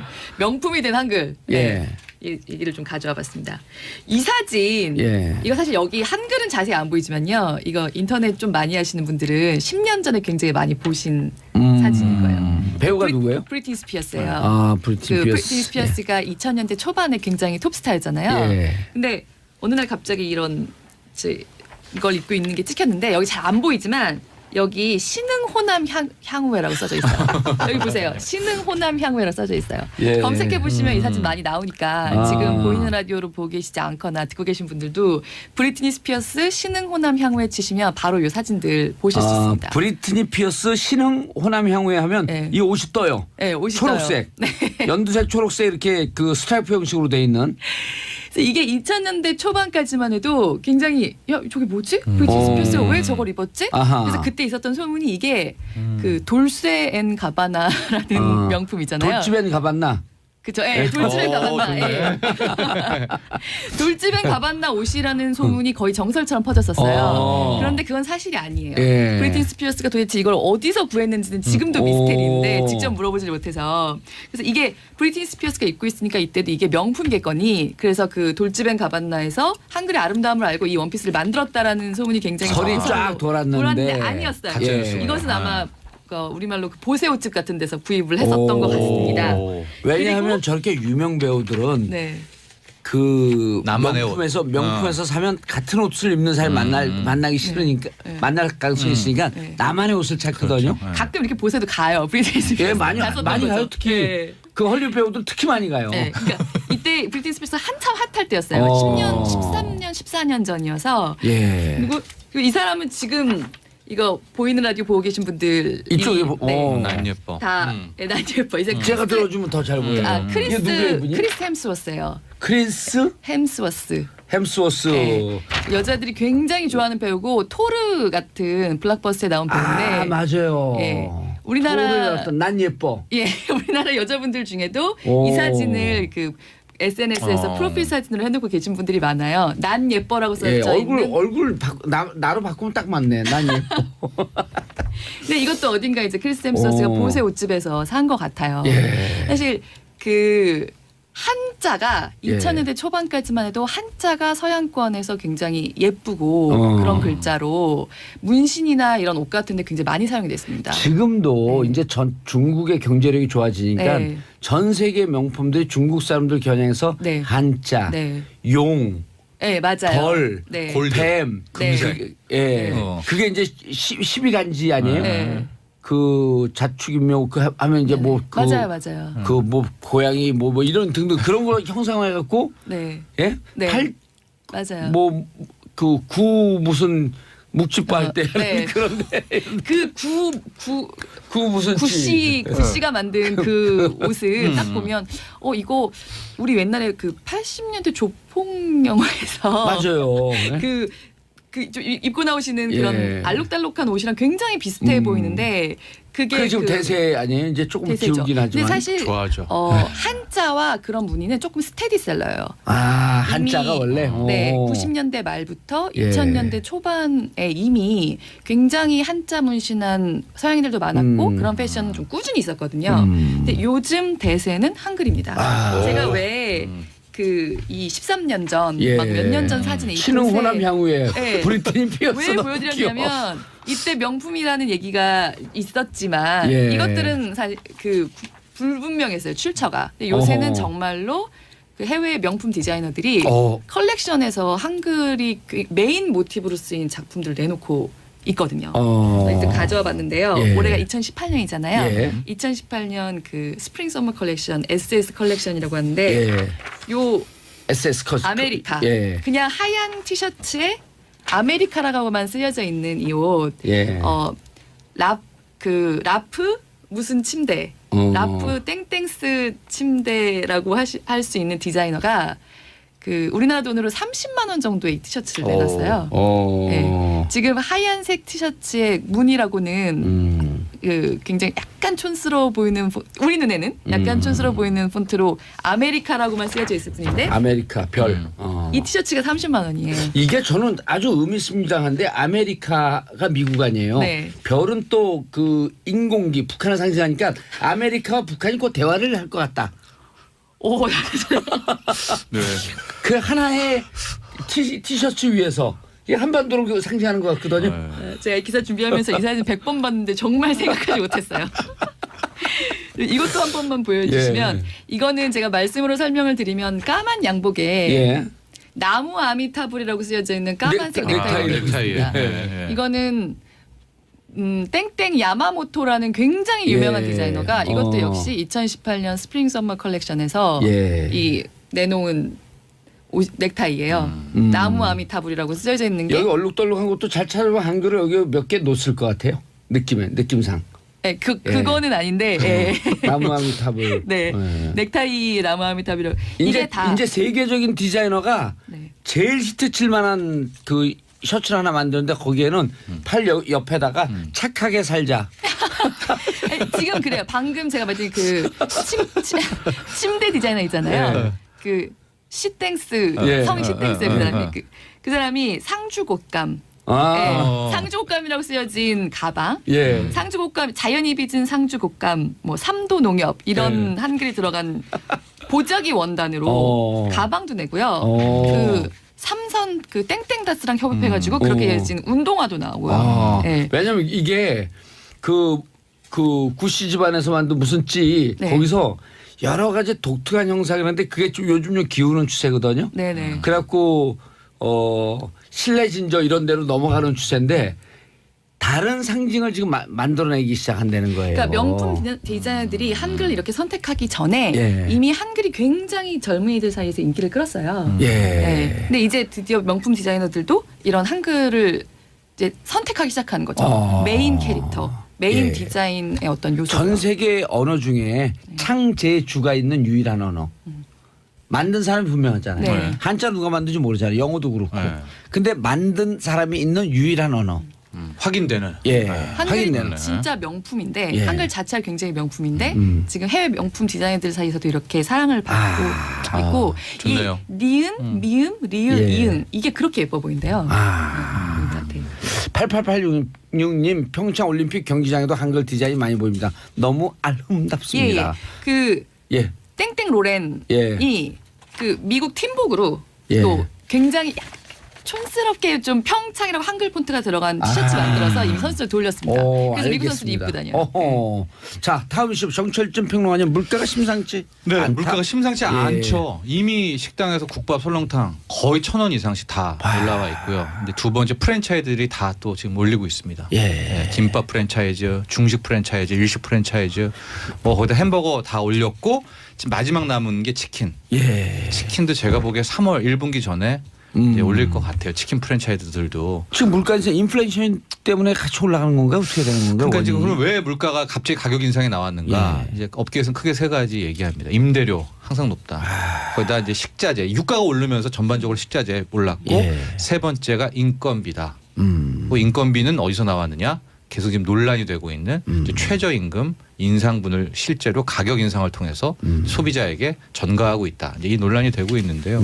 여기에 대해서 좀 말씀을 드리면은 일자리 안정기금 이슈가 좀 있습니다. 왜냐하면 정부가 그래서 그 전가하지 마라.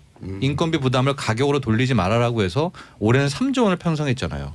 그래서 이거 신청하게 되면 해당 고용주들한테 국가에서 우리 세금 거둔 걸로 주니까 일단 그걸로 최저임금 인상분을 막도록 해라라고 했는데 1월 말 기준으로 지금 최저임금 인상 그 일자리 안정기금을 신청한 게 한 23%밖에 안 되는 거예요. 이게 미스테리잖아요. 국가에서는 지금 딱 기금을 준비하고 신청 받아가라. 신청만 하면 주겠다. 이걸 통해서 이 돈을 가지고 그 우리 뭐 아르바이트생이든 그 일하시는 분들에게 주라라고 했는데 실제 지금 신청이 25% 30%도 안 된단 말이죠. 처음에 뭐 1%밖에 안 된다고 또 야당에서 막 많이 났는데 근데 그 여러 가지 이유 중에 하나가 실은 고용보험에 있어요. 그러니까 이게 탁상고론일 수밖에 없는 게 지금 보면 고용보험을 가입한 그 대상에 한해서 그러니까 일자리 안정기금이 나오는 거예요. 4대 보험을 가입해야지. 4대 보험을 해야지 나와요. 근데 이 4대 보험 이 이슈는 일하는 분들 중에서도 싫어하는 분들이 있습니다. 가령 대학생이에요. 근데 4대 보험을 이제 자기가 됐고 이 여기에 들어가서 그 일자리 안정기금을 받게 되면 어떤 일이 있냐면 학자금 대출은 갚아야 됩니다. 소득이 생겼으니까. 하고 부모가 일단은 뭐 기초생활수급자의 가족이 있다. 자기가 일해서 소득이 확인되는 거잖아요. 4대 보험이 나오면 못 받습니다. 그러니까 일하는 분들도 이거 해주지 마세요. 라고 해서 일자리 안정기금 신청을 안 합니다. 근데 사업주는 그럼 또 왜 안 하느냐. 사업주 지금은 이제 4대 보험 다 들고 고용보험 해가지고 국가에서 일자리 안정기금을 해서 주지만 대부분의 소상공인 사장님들은 이 일자리 안정기금이 뭐 길어야 2년, 3년이면 그 뒤에는 어떻게 할 거냐. 그렇죠. 그 뒤에 내가 괜히 신청했다가 그다음에 내가 칼 맞으냐 나도 안 한다. 그러니까 실제로 지금 돈은 3조 원이나 누고 있지만은 이런 어떤 이슈 하나하나 때문에 일자리 안정기금이 제 역할을 못하고 그 사이에 속속 인건비라는 명분하에 이게 지금 가격 인상으로 다 전이를 하고 있거든요. 인건비 상승분을. 그러니까 이쯤 됐다면은 이제 정부에서 이 일자리 안정기금 운용이라 이런 부분을 다시 한번 고민을 해봐야 되지 않을까 그런 관점. 알겠습니다. 두 분 수고하셨습니다. 인사하시고요. 네, 맞습니다. 감사합니다. 예, 저는 내일 10시 5분에 다시 돌아옵니다. 평창 올림픽 끝나지만 평화는 계속 갑니다. 땡큐 피스 코리아.